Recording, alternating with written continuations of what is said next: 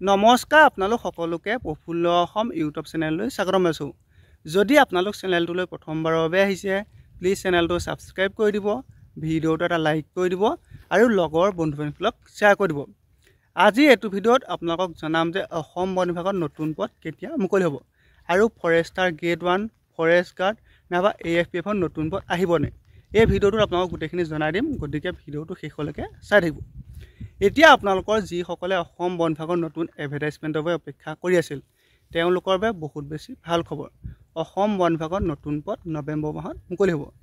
এতিয়া অসমৰ মাননীয় মুখ্যমন্ত্ৰী ডক্টৰ হিমন্ত বিশ্ব শৰ্মা ছাৰ এইখিনি আপোনালোকৰ বিভিন্ন মিটিঙত অংশগ্ৰহণ কৰিছে নাইবা বিভিন্ন জেগাত গৈছে। তাত CM ছাৰক কেণ্ডিডেটসকলে সুধিছে যে অসম বন বিভাগৰ নতুন পদ কেতিয়া মুকলি হ'ব। তেতিয়া CM ছাৰে নিজে কৈছে যে অসম বন বিভাগৰ নতুন পদ নৱেম্বৰ মাহত মুকলি হ'ব। গতিকে যিসকলে অসম বন বিভাগৰ নতুন এডভাৰটাইজমেণ্টৰ বাবে অপেক্ষা কৰি আছে তেওঁলোকৰ বাবে বহুত বেছি ভাল খবৰ। আপোনালোকৰ নৱেম্বৰ মাহৰ ভিতৰতে অসম বন বিভাগৰ নতুন এডভাৰটাইজমেণ্ট আহি যাব। এতিয়া আপোনালোকৰ লাষ্ট যিটো ভিডিঅ' বহুত বেছি ভাইৰেল হৈছে সেই ভিডিঅ'টো হৈছে অসমৰ মাননীয় মুখ্যমন্ত্ৰী ডক্টৰ হিমন্ত বিশ্ব শৰ্মা ছাৰ আজি এদিন নে দুদিনৰ আগত মৰিয়নিলৈ আহিছিল। সেই মৰিয়নিত এজন কেণ্ডিডেটে CM ছাৰক এখন এপ্লিকেশ্যন দিছে আৰু সেই যিজন কেণ্ডিডেট সেই কেণ্ডিডেট মোৰ লগৰে হয় আৰু সেই কেণ্ডিডেটজনে CM ছাৰে যিখিনি কথা কৈছে তেওঁৰ লগত মই কালি কথা পতা পাতিছিলোঁ। তেতিয়া তেওঁ মোক কৈছে যে নৱেম্বৰ মাহত নতুন পদ মুকলি হ'ব আৰু সেই কেণ্ডিডেটজনৰ কিছুমান সমস্যা আছে, সেই সমস্যাখিনিৰ কথাও CM ছাৰক কৈছে আৰু CM ছাৰে নিজে বিষয়টো চাম বুলি কৈছে। গতিকে আপোনালোকৰ বাবে বহুত বেছি ভাল খবৰ। আপোনালোকৰ নৱেম্বৰ মাহতে নতুন পদ মুকলি হ'ব। আপোনালোকৰ লাষ্ট যি মৰিয়নিত CM ছাৰ আহিছিল সেই মৰিয়নিটো কৈছে। গতিকে অসমৰ মাননীয় মুখ্যমন্ত্ৰী ডক্টৰ হিমন্ত বিশ্ব শৰ্মা ছাৰে নিজে কৈছে যে নৱেম্বৰত নতুন পদ মুকলি হ'ব। গতিকে আপোনাৰ নিশ্চিন্ত মনে থাকক, নৱেম্বৰতে এডভাৰটাইজমেণ্ট পাই যাব।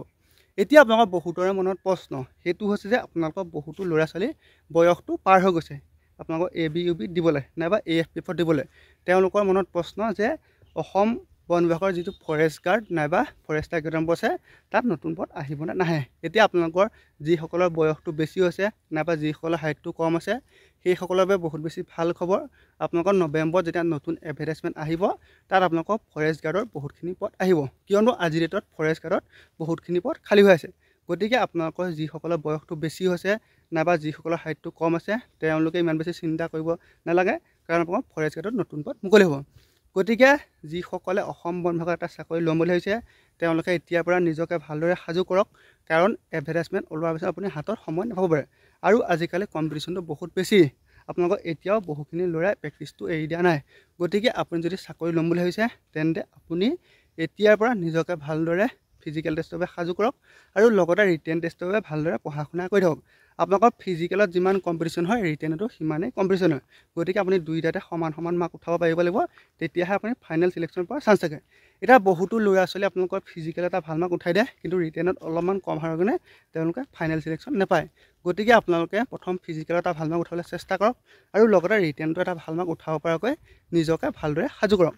আকৌ কৈছোঁ অসম বন বিভাগৰ নতুন এডভাৰটাইজমেণ্ট নৱেম্বৰ মাহত মুকলি হ'ব আৰু আপোনালোকৰ যিটো চিন্তাৰ বিষয় সেইটো হৈছে যে ফৰেষ্ট গাৰ্ড আৰু ফৰেষ্টাৰ গ্ৰেড 1 পদ মুকলি হ'বনে। আপোনালোকৰ ফৰেষ্ট গাৰ্ড আৰু ফৰেষ্টাৰ গ্ৰেড 1 দুইটাতে নতুন পদ মুকলি হ'ব।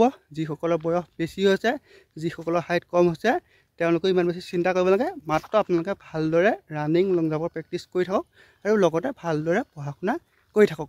ধন্যবাদ।